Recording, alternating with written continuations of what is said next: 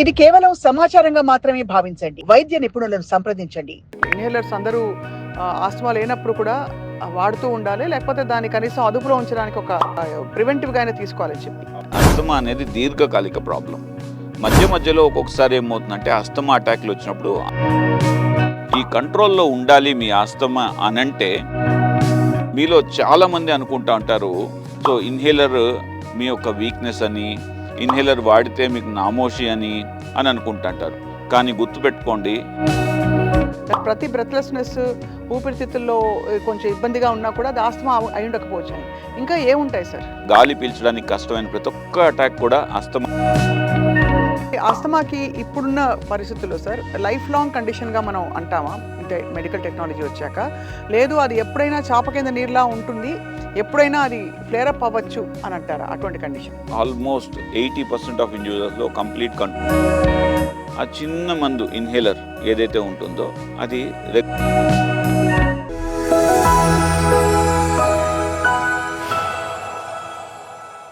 Hello and welcome to Sakshi life. World asthma day May 6వ తేదీన ఆస్తమాపై మరింత అవగాహన పెంచుకోవడానికి ఇది ఒక సందర్భం, అవకాశం. ఎందుకంటే ఒకప్పుడు ఆస్తమా అటాక్స్ వచ్చే వాళ్ళ సంఖ్య తక్కువగా ఉండేది. ఇప్పుడు ఏంటంటే ఆస్తమా దాదాపు ఒక రియాక్టివ్ ఎయిర్వే డిసీజ్గా అది మారి రూపు చెంది ఇప్పుడు ప్రస్తుతం ఏంటంటే ఆస్తమా అండ్ ఆస్తమాకి సంబంధించిన కండిషన్ దాదాపు చాలామందిలో కనిపిస్తోంది. దీనికి కారణాలు ఏంటి, చికిత్స ఏంటి? We have with us a very eminent and very seasoned senior consultant pulmonologist from Apollo hospitals, అందరికీ సుపరిచితులు వారు, డాక్టర్ విజయ్ కుమార్ చెన్నంశెట్టి గారు. వారితో మాట్లాడబోతున్నాం ఆల్ అబౌట్ ఆస్తమా. సార్ నమస్కారం. నమస్తే అండి స్వప్న గారు. అన్నది రైటే కదా, ఒకప్పుడు ఆస్తమా అంటే ఉబ్బసం పరిగెట్టి కొంతమందికి పిల్లి కూతురులాగా వచ్చే ఒక అటాక్లా కనిపించేది. అవును. ఇప్పుడు ఆస్తమా దరిదాపుల్లో ఉండే కండిషన్స్ అంటే కొంచెం ఆయాసం రావడం, ఊపిరితిత్తులు బిగుసుకుపోయి ఉండడం, ఇది చాలా మందిలో కనిపిస్తుంది. అంటే అలా వచ్చింది ప్రతి ఒక్కటి ఆస్తమా కాదని కూడా గుర్తుంచుకోవాలి. ఓహో, అయితే మనం వరల్డ్ ఆస్తమా డే జరుపుకుంటున్నాం కాబట్టి ఈసారి డబ్ల్యూహెచ్ఓ కానీ జీనా అని ఒకటి ఉంటుంది, గ్లోబల్ ఇనిషియేటివ్ ఫర్ ఆస్తమా అని అంటారనమాట. అంటే ప్రపంచం మొత్తం కూడా ఆస్తమా పేషెంట్స్ దగ్గర దగ్గర 35 కోట్ల మంది ఉన్నారు. దీనిలో మన ఇండియాలోనే దగ్గర దగ్గర 4 to 5 crore పాపులేషన్ ఆస్తమాతో సఫర్ అవుతున్నారు. సో వీళ్ళందరికీ ఎటువంటి చికిత్స ఇవ్వాలి, ఎటువంటి విధానాలతో మనం డయాగ్నోస్ చేయాలి, ఎలా డయాగ్నోస్ చేస్తే, ఎలా ట్రీట్మెంట్ ఇస్తే వీళ్ళకి మంచిగా రికవర్ అవుతుంది, ఆస్తమా కంట్రోల్ ఉంటుంది, అవన్నీ చూసేది ఈ జీనా గైడ్లైన్స్ అని అంటారనమాట. అయితే ఈ జీనా ఈసారి ఒక ప్రత్యేకంగా చాలా ఇంట్రెస్టింగ్ టాపిక్ని థీమ్ చేసుకునింది 2025కి. ఈ థీమ్ ఏంటంటే మనకు ఈసారి make inhalers available to every asthma patient.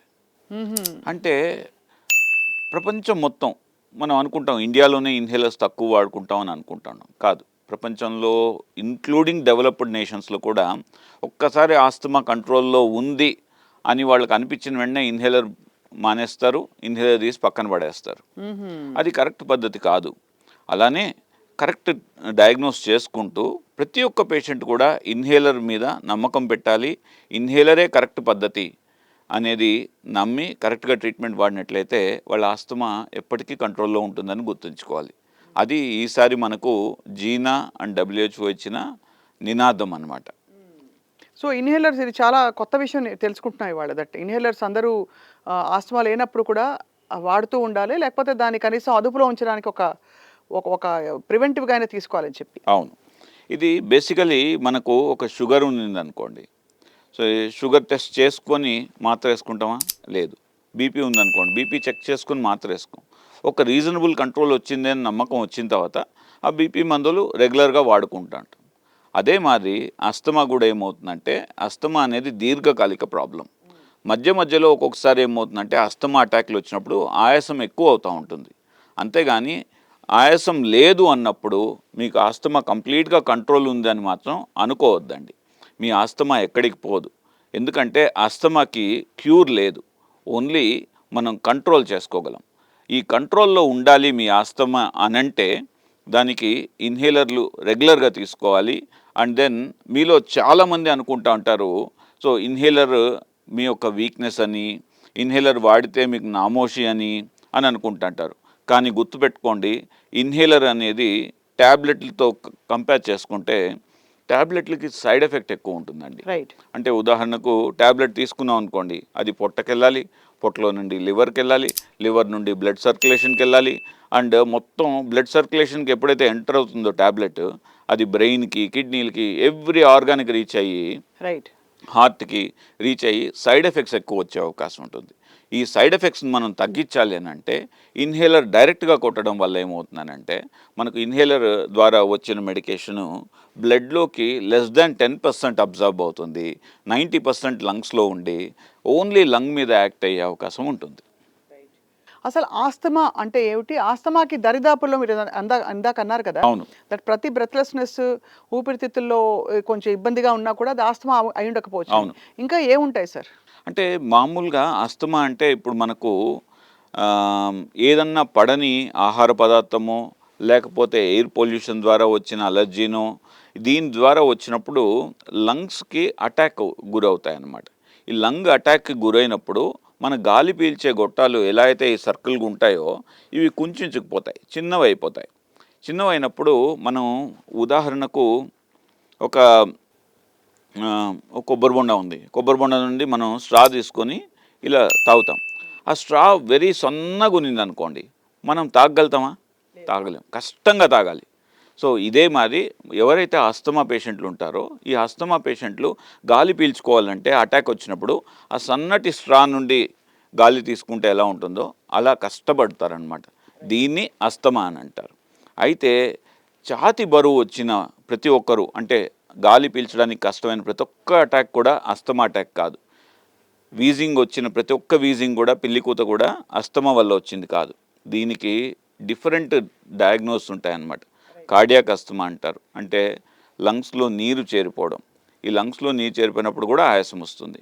తర్వాత సైకలాజికల్ ఫ్యాక్టర్, ఒబిసిటీ.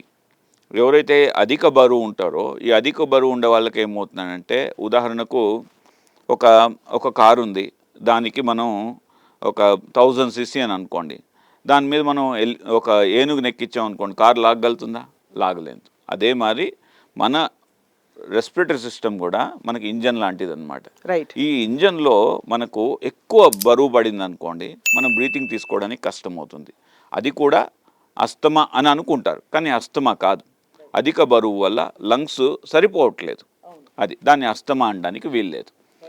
సో అయితే మరి ఆస్తమాకి ఇప్పుడున్న పరిస్థితుల్లో సార్ లైఫ్ లాంగ్ కండిషన్గా మనం అంటామా ఇంత మెడికల్ టెక్నాలజీ వచ్చాక? లేదు అది ఎప్పుడైనా చాప కింద నీరులా ఉంటుంది, ఎప్పుడైనా అది ఫ్లేరప్ అవ్వచ్చు అని అంటారా అటువంటి కండిషన్? మీరు యువర్ ఆన్ డాట్ అండి. సో చాలా సార్లు ఏమవుతుందనంటే ఆస్తమా అనేది ఆల్మోస్ట్ 80% ఆఫ్ ఇండివిజువల్స్లో కంప్లీట్ కంట్రోల్ ఉంటుంది. కాకపోతే వీళ్ళల్లో ఏంటంటే ఆ చిన్న మందు ఇన్హేలర్ ఏదైతే ఉంటుందో అది రెగ్యులర్గా వాడుతూ ఉండాలి. వాడకపోతే ఏమవుతుందంటే మధ్య మధ్యలో ఫ్లేరప్స్ వస్తుంది. ఈ ఫ్లేరప్స్ ఎలా ఇంపార్టెంట్ అంటే ప్రతి ఫ్లేరప్ ఉదాహరణకు మన ఆడియన్స్కి అర్థం అవ్వాలనంటే ఎగ్జాంపుల్ లంగ్ ఫంక్షన్ ఇంత ఉంది. సో ఒక ఫ్లేరప్ వచ్చింది, ఒక ఫ్లేరప్ వచ్చిన తర్వాత మళ్ళీ టెస్ట్ చేస్తే, అంటే మళ్ళీ రికవర్ అయిన తర్వాత టెస్ట్ చేస్తే ఇంత ఉన్న లంగ్ ఫంక్షన్ కాస్త తగ్గుతుంది. దాని తర్వాత నెక్స్ట్ ఫ్లేరప్ వచ్చినప్పుడు మళ్ళీ తగ్గుతుంది. మనం అర్థం చేసుకోవాల్సింది ఏంటంటే ఒక ఫ్లేరప్ ఆస్తమా అక్యూట్ అటాక్ వచ్చిన తర్వాత మళ్ళీ ఎప్పటికి కూడా మళ్ళీ ప్రీవియస్ బేస్ లైన్కి లంగ్ ఫంక్షన్ రీచ్ కాదు అని అర్థం చేసుకోవాలి. సో కాబట్టి మనం ఈ ఫ్లేరప్స్ని తగ్గించుకుంటూ ఉండాలంటే మనం ఇన్హేలర్ మందుల్లో కంట్రోలర్ మందులు అని ఉంటాయి. ఇన్హేల్డ్ కార్టికోస్టిరాయిడ్స్ అని అంటారు. ఈ కార్టికోస్టిరాయిడ్స్ వాడడం వల్ల ఏమవుతుందంటే ఇన్హేలర్ రూపంలో ఆ ఫ్లేరప్లు అనేది తగ్గిపోతాయి. ఎప్పుడైతే ఫ్లేరప్ తగ్గిపోతుందో లంగ్ ఫంక్షన్ బెస్ట్గా ఉంటుందన్నమాట. మామూలుగా అలర్జన్ వల్ల వచ్చే, ట్రిగ్గర్ వల్ల వచ్చే బ్రాంకోస్పాజం ఒకవైపు అయితే, ఎగ్జర్షనల్ డిస్నియా వల్ల వచ్చే బ్రాంకోస్పాజం ఇంకోవైపు సార్. అవును. సో మరి దీనిలో ఈ రెండో కండిషన్లో ఏం జరుగుతుంది? ఎగ్జర్షనల్ బ్రీతింగ్ డిఫికల్టీ అనేది మీరు కరెక్ట్గా చెప్పారు. దీనిలో డెప్త్కి వెళ్ళామంటే మనకు చాలా కారణాలు ఉంటాయి. దానికి ఈ మధ్య మా అపోలో హాస్పిటల్లో సిపెట్ అని కూడా ఒక టెస్ట్ స్టార్ట్ చేయడం జరిగిందనమాట. అంటే కార్డియో పల్మనరీ ఎక్సర్సైజ్ టెస్టింగ్. అంటే హార్ట్ వల్ల కూడా మనం ఎగ్జర్షనల్ డిస్నియా రావచ్చు, లంగ్ వల్ల రావచ్చు, దెన్ మజిల్ వీక్నెస్ వల్ల కూడా రావచ్చు. అయితే లంగ్ వల్ల వచ్చే ఇది ఎక్సర్సైజ్ ఇండ్యూస్డ్ ఆస్తమా అని అంటారు. ఈ ఎక్సర్సైజ్ ఇండ్యూస్డ్ ఆస్తమా ఎంత కామన్ అని అంటే, మనకు ఉదాహరణకు ఒలింపిక్స్ వెళ్తుంటారు కదా, ఎగ్జాంపుల్ ఒక 1000 మంది ఒలింపిక్స్లో అథ్లెట్స్ ఉన్నారనుకోండి. ఈ అథ్లెట్స్లో ఆల్మోస్ట్ 30-40% ఆఫ్ మెంబర్స్కి ఈ ఎక్సర్సైజ్ ఇండ్యూస్డ్ ఆస్తమా ఉంటుంది. సో అంటే ఎవరైతే రిగరస్గా ఎక్సర్సైజ్ ప్రాక్టీస్ చేస్తారో, అంటే బ్రీతింగ్ టెక్నిక్స్ ప్రాక్టీస్ చేస్తారో, వాళ్ళలో ఆస్తమా ఉండే అవకాశం, ఎక్సర్సైజ్ వల్ల వచ్చే ఆస్తమా అనేది చాలా కామన్గా ఉంటుందని గుర్తుంచుకోవాలి. అయితే దీనికి కూడా అగైన్ మళ్ళీ ఓకే, ప్రివెన్షన్ కన్నా కూడా ఓకే, ప్రివెంట్ చేయలేం. ఎవరికైతే ఈ టెండెన్సీ ఉంటుందో వాళ్ళకి ఒక్కసారి అటాక్ వచ్చిందంటే మనం ప్రివెంట్ చేయలేం. దాన్ని కంట్రోల్ చేసుకోవడానికి రెగ్యులర్ మందులు వాడుతూ ఉండాల్సిందే. ఒకటి వింటాను సార్, మామూలుగా ఈ IGI whatever antibodies, IgE antibodies ఏవైతే బాడీలో ఫామ్ అయ్యే టెండెన్సీ ఉన్న వాళ్ళకి వస్తే ఆస్తమా వస్తుంది, దాన్ని సప్రెస్ చేసి ఏంటి సాల్బుటమాల్ అవన్నీ తీసుకుంటే, లేదు ఇంకా మైల్డ్ స్టెరాయిడ్ తీసుకున్నా కూడా ఆ స్కిన్ మీద ఎరప్ట్ అవుతుందంటారు. Is it true sir? అలా ఏం లేదండి. మనం అర్థం చేసుకోవాల్సింది ఏంటంటే, ఈ అలర్జీ ఏదైతే ఉందో ఐజీఈ మీడియేటెడ్ ద్వారా వచ్చే ఆస్తమాని అలర్జిక్ ఆస్తమా అని అంటారు. అండ్ ఈస్నోఫిల్స్ ద్వారా వచ్చే ఆస్తమాని ఈస్నోఫిలిక్ ఆస్తమా అంటారు. కొందరిలో అధిక బరువు వల్ల ఆస్తమా వస్తుంది, వీళ్ళని న్యూట్రోఫిలిక్ ఆస్తమా కామన్గా ఉంటుంది అన్నమాట దీనిలో. అయితే ఈ ఐజీఈ ఉన్న వాళ్ళకి ఏమవుతుందంటే అటోపిక్ టెండెన్సీ అనమాట, అంటే స్కిన్ రియాక్షన్స్, తర్వాత లంగ్, నేసల్, ఇవన్నీ కూడా కంబైన్డ్గా సిండ్రోమిక్గా వచ్చే అవకాశం ఉంటుంది. కాబట్టి అయితే గుర్తుపెట్టుకోవాల్సింది, ఈ ఐజీ ఉన్న వాళ్ళకి ఒక వరం ఏంటంటే వాళ్ళకి యాంటీ ఐజీ థెరపీ అని ఉంటుంది అనమాట. అంటే కన్వెన్షనల్ మీరు అన్నారు సాల్బుటమాలు లేకపోతే మాంటిల్యూకాస్ట్, ఇవి పనిచేయని పక్షంలో మనం యాంటీ ఐజీఈ అనేసి బయలాజికల్ థెరపీ ఉంటుంది. ఈ బయలాజికల్ థెరపీ కానీ వాడుకున్నట్లయితే వీళ్ళకి ఆస్తమా తొందరగా కంట్రోల్లో వచ్చే అవకాశం చాలా ఉంటుంది. ఆస్తమా టెండెన్సీ ఉన్న వాళ్ళు, లేకపోతే ఆస్తమాటిక్ అటాక్స్ అప్పుడప్పుడు వస్తున్నాయి అనే అలాంటి వాళ్ళు ఏ ఫుడ్ హ్యాబిట్స్ ఫాలో అవ్వాలి సార్? దానికి ఏమన్నా అసలు సంబంధం ఉందా? బికాస్ డైరీ అవాయిడ్ చేయమని ఆయుర్వేదంలో చెప్తారు, అలాగే సిట్రస్ ఫ్రూట్స్ వద్దంటారు. ఇలా ఏమన్నా కేటగిరీస్ ఆఫ్ ఫుడ్స్ అలోపతిలో క్లినిషియన్గా మీరు చెప్తారా? అంటే రూల్ ఆఫ్ థంబ్ ఎక్కడ లేదండి. అయితే ఎగ్జాంపుల్, మీకు యాపిల్ పడట్లేదు అనుకోండి, నాకు ఆరెంజ్ పడకపోవచ్చు, అలా ఉంటుంది. బట్ అయినప్పటికీ కూడా జనరల్గా ఒక బ్లాంకెట్గా చెప్పాలి అని అంటే సిట్రస్ ఫ్రూట్స్ అవాయిడ్ చేయడం మంచిది. ఏదైనా కానీ అసిడిటీ ఎక్కువ కాస్ట్ చేస్తుంది అనుకోండి, అది కూడా ఆస్తమా ట్రిగ్గర్ చేసే అవకాశం ఉంటుంది. దెన్ ఫాలోడ్ బై ఈ సాఫ్ట్ డ్రింక్స్ ఉంటాయి కదా, సో వీటిలో లాట్ ఆఫ్ కెమికల్స్ ఉండే అవకాశం ఉంటుంది. తర్వాత ఏదన్నా ఫుడ్ మనం ప్రిజర్వ్ చేస్తున్నామని అనుకోండి, ఎగ్జాంపుల్ చెప్పకూడదు, ఏదైనా ఫుడ్ ప్యాకెట్ 6 months వాడచ్చు అని ఏమన్నా ఉన్నింది అనుకోండి, 6 months అయినా ఫుడ్ ఫ్రెష్గా ఉంటుందా? ఉండే అవకాశం లేదు. అది 6 months ఉండడానికి లాట్ ఆఫ్ కెమికల్స్ యాడ్ చేస్తారు. అంతే కదా. ఈ కెమికల్స్ యాడ్ చేసినప్పుడు అవి ఆస్తమా ట్రిగ్గర్ చేసే అవకాశం ఉంటుంది.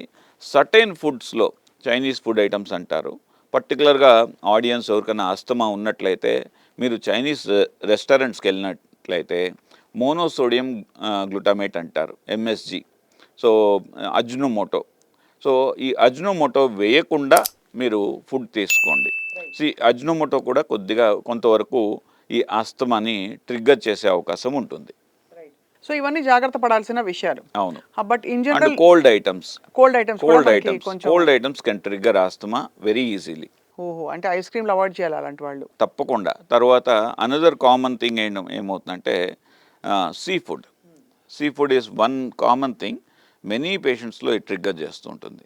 సార్, ఆస్తమా అనేది బ్రాంకోస్పాజమ్ ఉంటే, అవును, ఊపిరితిత్తులు అక్యూట్గా ఒక ట్రిగ్గర్ వల్ల అటాక్ అయినప్పుడు, లంగ్ అటాక్ అయ్యి అది ఊపిరితిత్తులు ఇట్లా ఇన్ఫ్లేమ్ అయిపోయి లోపలంతా కూడా అది బాగా దాని వాల్స్ అన్ని కూడా థిక్కన్ అయిపోతాయి. అవును. దానికి బ్రాంకోడైలేటర్ మీరు పంపించినప్పుడు అది కొంచెం లూజన్ అయ్యి అది నీరులాగా వచ్చేసి ఓపెన్ అప్ అయిపోతుంది అనేది ఒక బ్రాడ్ అండర్స్టాండింగ్. ఇది తెలియదు ఎగ్జాక్ట్లీ వాట్ హ్యాపెన్స్ అని. ఒకవేళ మ్యూకస్ పేరుకుపోయి ఆస్తమా వస్తే అది కూడా ఆస్థమాటిక్ కండిషన్ గానే చూస్తారా, which is triggered by over period of pneumonia for example? అవును. Can that also trigger asthma అని? అలా ఉండదండి. ఓన్లీ థింగ్ ఏమవుతుందంటే, ఈ న్యూమోనియా వచ్చిన తర్వాత కొందరు పేషెంట్లో ఏమవుతుందంటే రికవరీ అయ్యే టైంలో హైపర్ రియాక్టివ్ కాంపోనెంట్ ఉంటుంది అనమాట. ఈ హైపర్ రియాక్టివ్ ఎయిర్వే డిసీజ్ అంటే ఇప్పుడు ఆల్మోస్ట్ ఆస్తమా లెక్కే ఉంటుంది. కానీ వీళ్ళకి ఏమవుతుందంటే ఇన్హేలర్ మనం సంవత్సరాల తరబడి లేకపోతే లైఫ్ లాంగ్ ఇవ్వాల్సిన అవసరం లేదు. వీళ్ళకంతా ఏమవుతుందంటే ఒక 1 మంత్ 2 మంత్స్ ఇన్హేలర్ వాడి నిలిపేస్తే సరిపోతుంది.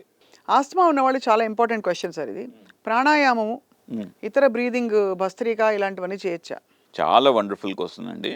సో ప్రాక్టికల్గా చూసినట్లయితే అస్తమాలో మనం ఇంతకుముందు మాట్లాడుకున్నాం, ఈ ఒలింపిక్ అథ్లెట్స్ ఎవరైతే హైపర్ వెంటిలేట్ చేస్తారో వీళ్ళకి అస్తమా ఎక్కువ వచ్చే అవకాశం ఉంటుందని అర్థం చేసుకున్నాం. కాబట్టి సో మీరు తేలికైన ప్రాణాయామం అంటే అనులోమ్ విలోమ్ ఇటువంటివి చేయడం వల్ల నష్టం లేదు.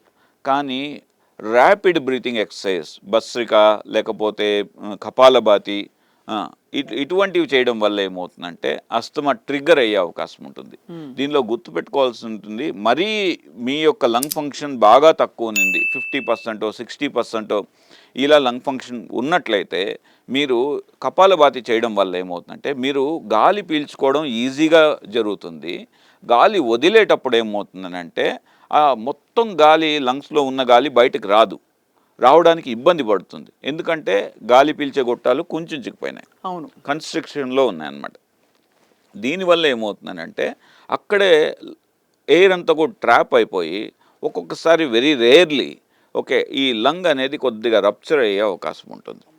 సో దానివల్ల అనర్థాలు ఎలా ఉంటాయంటే న్యూమోథొరాక్స్, న్యూమో మీడియాస్టెనం అనే ఒక కాంప్లికేషన్స్ వచ్చి హాస్పిటల్లో అడ్మిట్ అవ్వాల్సి వస్తుంది. కాబట్టి ఎవరికైనా కానీ లంగ్ ప్రాబ్లం ఉన్నట్లయితే ఫాస్ట్ బ్రీతింగ్ ఎక్సర్సైజెస్ మీరు చేయకూడదు, దానివల్ల అనర్థాలు ఎక్కువ ఉంటాయి. బేబీస్కి పాల ఉబ్బసం అనేవారు పూర్వం, అంటే బేబీ ఇన్ఫెంటైల్ ఆస్తమా, అలాంటి వాళ్ళకి విత్ ఏజ్ తగ్గిపోతుందండి ఇది? చాలా మంచి క్వశ్చన్ అండి. అగైన్ ప్రాక్టికల్గా మన ఆడియన్స్ అందరూ కూడా ఎలా అర్థం చేసుకోవాలంటే, చిన్నప్పుడు మన గాలి పీల్చే గొట్టాలు చిన్నవిగా ఉంటాయి. ఒక ఏజ్ మేబీ అడోల్సెన్స్ అనుకోండి, అంటే మేబీ అరౌండ్ 13, 14, 15 ఇయర్స్ ఆ ఏజ్కి ఏమవుతుందంటే గాలి పీల్చే గొట్టాలు కూడా ద విండ్ పైప్స్ అనేది పెద్దవవుతాయి. పెద్దవైనప్పుడు there is a fair chances that they can outgrow asthma. But at the same time ఇలా అవుట్ గ్రో అయిన వాళ్ళు మళ్ళీ ఎప్పుడో 30 ఇయర్స్ 40 ఇయర్స్ 50 ఇయర్స్కి మళ్ళీ ఆస్తమాటిక్ అటాక్ టెండెన్సీ ఉండే అవకాశం ఉంటుంది. కాబట్టి ఒక్కసారి మీకు ఆస్తమా అని లేబుల్ అయిందంటే లైఫ్లో మళ్ళీ ఎప్పుడన్నా కూడా వచ్చే అవకాశం ఉంటుందని గుర్తుపెట్టుకోండి. ఆస్తమా ఉన్నవాళ్ళు హ్యూమిడిఫైయర్స్, ఎయిర్ ప్యూరిఫైయర్స్ వాడడం ఉపయోగమా, మంచిది కాదా? సో ఇక్కడ హ్యూమిడిఫైయర్ మంచిదే, ఎయిర్ ప్యూరిఫైయర్ కూడా మంచిదే. కాకపోతే గుర్తుపెట్టుకోవాల్సింది ఏంటంటే కామన్ మిస్టేక్ మన వాళ్ళు చేసేది ఏంటంటే, అందులో ఎండాకాలం ఇప్పుడు నడుస్తుంది, ఎయిర్ కూలర్స్ వాడతారు. ఎయిర్ కూలర్స్ అనేది మంచిది కాదు. ఇంతకుముందు మనం అనుకున్నాం ఐజీ ఎక్కువ ఉన్నవాళ్ళు అని అనుకున్నాం కదా, అలానే ఈ ఎయిర్ కూలర్స్ ఎప్పుడైతే సరిగా క్లీన్ చేయమో దానిలో ఫంగస్ చేరే అవకాశం ఉంటుంది. ఎప్పుడైతే ఫంగస్ చేరుతుందో దాని ద్వారా ఆ ఎయిర్ కూలర్ ద్వారా వచ్చిన గాలిని మనం పీల్చినప్పుడు వీళ్ళకి ఆస్తమా అటాక్స్ ఎక్కువ సీరియస్గా వచ్చే అవకాశం ఉంటుంది. అండ్ ఫంగస్ ఒకవేళ లంగ్స్కి అటాక్ అయిందంటే 3-4 మంత్స్ దానికి స్పెషల్గా యాంటీ ఫంగల్ ట్రీట్మెంట్ కూడా తీసుకునే అవకాశం ఉంటుంది. కాబట్టి ఎప్పుడు కూడా ఒకవేళ ఇంట్లో ఆస్తమా పేషెంట్ ఉన్నట్లయితే air conditioner is better option than air cooler అని గుర్తుపెట్టుకోవాలి. ఇది చాలా పర్టినెంట్ పాయింట్. అందులో సమ్మర్ వాయించేసి ఇప్పుడు అవును ప్రతి వాళ్ళు whoever cannot afford air conditioner air కూలర్తో సరిపెట్టేసుకుంటారు, కానీ కాదు. ఇప్పుడు సార్ ఇప్పుడున్న లైఫ్ స్టైల్ కండిషన్స్లో ప్రధానమైన ట్రిగర్స్ ఏమిటి for asthma, for external triggers అన్నీ కూడా? డస్ట్ కన్నా మనం మాట్లాడాల్సింది ఏంటంటే అండి, మన ఇంట్లో ఉన్న చిన్న చిన్న విషయాలు. ఇంట్లో ధూపం స్టిక్స్ పెట్టేస్తాం, అండ్ మస్కిటో కాయిల్స్ వాడుతుంటాం. ఇంట్లో క్రాస్ వెంటిలేషన్ లేకుండా అన్ని కిటికీలు తలుపులు అన్నీ మూసేసి పెట్టుకుంటాం. సో వీటి వల్ల ఏమవుతుందంటే indoor air pollution, and then indoor air పొల్యూషన్లో ఆ పార్టికులేట్ మెటీరియల్ అండ్ అలర్జెన్స్, తర్వాత కార్పెట్స్ నుండి వచ్చే డస్ట్, ఇవన్నీ కూడా చాలా కీలకమైన రోల్ ప్లే చేస్తున్నాయి. కాబట్టి ఇంటిని మీరు మంచిగా చేసుకున్నారంటే, జనరల్గా మనం ఏమంటాం, సో బయట ఎయిర్ పొల్యూషన్ ఎక్కువైపోయింది, నాకు ఆస్తమా అటాక్ సివియర్గా వస్తాను అని అంటాం. కానీ దానికన్నా కూడా ఇంపార్టెంట్ ఏంటంటే ఎయిర్ పొల్యూషన్ ఎక్కువైంది, బట్ ఇంట్లో కండిషన్ కూడా మనం ఇంట్లో ఎక్కువ ఉంటాం బయట కన్నా కూడా. కాబట్టి ఇంట్లో కండిషన్స్ లేకపోతే ఆఫీస్లో కండిషన్స్ జాగ్రత్తగా చూసుకొని ఈ మస్కిటో కాయిల్స్ కానీ ఇన్సెన్స్ స్టిక్స్ కానీ మీకు ట్రిగర్ చేస్తున్నట్లయితే వాటికి దూరంగా ఉండడం చాలా చాలా ఇంపార్టెంట్. డాక్టర్ దగ్గరికి ఎప్పుడు వెళ్ళాలి సార్? బ్రీదింగ్ డిఫికల్టీ ఉండి ఆస్తమాకి మేబీ నాకు ఆస్తమా ఏమో అని అనుకునే అంటే ఒక పల్మనాలజిస్ట్గా నేను చెప్పడం లేదండి. ఎవరికైతే ఆస్తమా సస్పిషన్ ఉందో వాళ్ళు ఖచ్చితంగా డాక్టర్ దగ్గరికి వెళ్ళి చూపెట్టుకోవడం చాలా ఇంపార్టెంట్. సెకండ్ ఇంపార్టెంట్, వాళ్ళ ఆస్తమా కంప్లీట్గా కంట్రోల్ ఉన్నా కానీ ఓకే, ఒక పల్మనాలజిస్ట్ దగ్గర వెళ్ళి ఒక ఇయర్కి ఒక్కసారి వాళ్ళ ఈస్నోఫిల్స్ ఎలా ఉన్నాయి, ఐజీ లెవెల్స్ ఎలా ఉన్నాయి, అండ్ పల్మనరీ ఫంక్షన్ టెస్ట్లో FEV1 FVC అని అంటారు, ఇప్పుడు లేటెస్ట్గా ఫీనో అంటారు, FENO. సో ఇవి చెక్ చేసుకోవడం, ఇయర్కి ఒక్కసారైనా చెక్ చేసుకోవడం చాలా చాలా ఇంపార్టెంట్.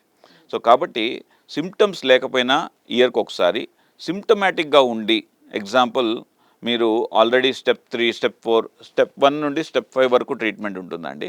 దీనిలో ఆల్రెడీ స్టెప్ 3, స్టెప్ 4లో ఉన్న వాళ్ళు ఏంటంటే మీకు ప్రాబ్లం ఉన్నా లేకపోయినా 3 మంత్స్కి ఒకసారి మీరు మీ లంగ్ ఫంక్షన్ చెక్ చేయించుకొని మీ పల్మనాలజిస్ట్లో మీరు టచ్లో ఉండండి.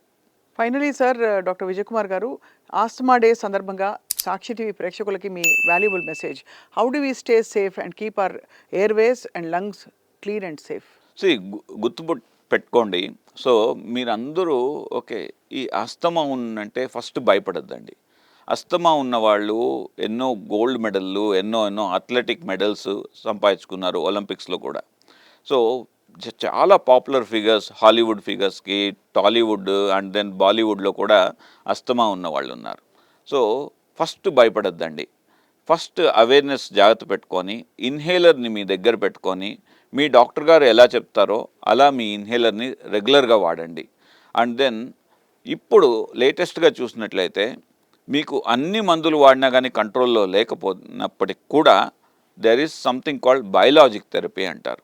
ఈ బయోలాజిక్ థెరపీ కొద్ది కాస్ట్లీ అయినప్పటికి కూడా మీ ఆస్తమాని చాలా మటుకు 95% మీ కంట్రోల్లో తీసుకొస్తుంది. కాబట్టి లేటెస్ట్ అడ్వాన్స్ మెడికేషన్ వాడుకుంటూ జాగ్రత్తగా మీ ఇన్హేలర్ని మీరు జాగ్రత్తగా వాడుకున్నట్లయితే మీ ఆస్తమా మీకు ఖచ్చితంగా 100% క్యూర్ ఉంటుంది, కంట్రోల్ ఉంటుందని గుర్తుపెట్టుకోండి. ఆస్తమా క్యూర్ లేదు, మీ ఇన్హేలరే మీకు రక్ష. క్యూర్ లేదు కానీ ఖచ్చితంగా మీలాంటి గైడెన్స్ ఉన్నప్పుడు దాన్ని అదుపులో ఎలా పెట్టాలి, మళ్ళీ అటాక్ రాకుండా ఎలా కాపాడుకోవాలో ఒక డాక్టర్ పర్యవేక్షణ ఉండడం చాలా అవసరం, చాలా ఇంపార్టెంట్ అండి. దానిలో ఐ కెన్ టెల్, ఓకే, మీ యొక్క ఇన్హేలరే మీ యొక్క పల్మనాలజిస్ట్ అనుకోండి. సో దాన్ని ఎప్పుడు జాగ్రత్త పెట్టుకొని మీ పల్మనాలజిస్ట్ ఎలా చెప్తారో ఆ ఇన్హేలర్ని చక్కగా వాడినట్లయితే అసలు ఆస్తమాకి కంప్లీట్ కంట్రోల్ ఉంది. ద బిగ్గెస్ట్ థింగ్ ఏంటంటే మనకు ప్రపంచం మొత్తంలో చూసినంటే మనం అనుకున్నాం 11% of burden is in India అనుకుంటాం, కానీ ఆల్మోస్ట్ ప్రపంచం మొత్తంలో 40% of members are dying in India because of ఇది అన్నమాట.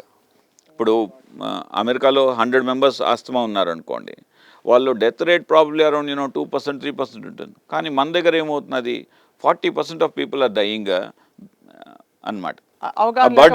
అవగాహన లేదు, కరెక్ట్గా ఇన్హేలర్ వాడరు అది దానివల్ల అన్నమాట. ఇన్హేలర్ కొంత ఒకలాంటి నామోషి, రెండోది దానివల్ల సైడ్ ఎఫెక్ట్స్ ఉంటాయేమో అని ఒక భయం ఉంటుంది. భయం అది అంతే.